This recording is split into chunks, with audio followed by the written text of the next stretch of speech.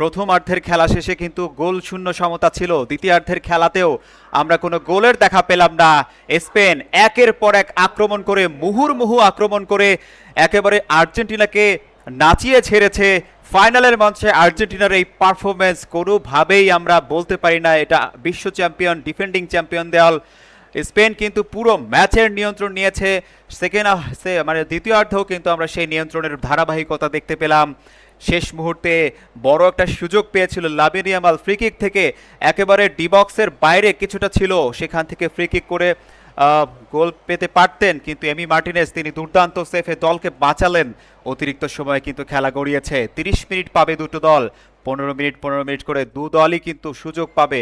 15 minute করে আবারও খেলা হবে এবং সেখানেই নির্ধারিত হবে যদি কোনো গোল না হয় তাহলে কিন্তু খেলা চলে যাবে টাই ব্রেকারে। সম্ভবত অতিরিক্ত সময়েই খেলা রেজাল্ট নির্ধারিত হতে পারে। আর্জেন্টিনাকে আজকে কোনোভাবেই তাদের নিজেদের চিরচেনা ছন্দে খুঁজে পাওয়া যাচ্ছে না। 10 জনের টিম নিয়ে খেলছে। এনজো ফার্নান্দেজ দ্বিতীয়বার হলুদ কার্ড খাওয়ার কারণেই কিন্তু তাকে মাঠ ছাড়তে হয়েছে।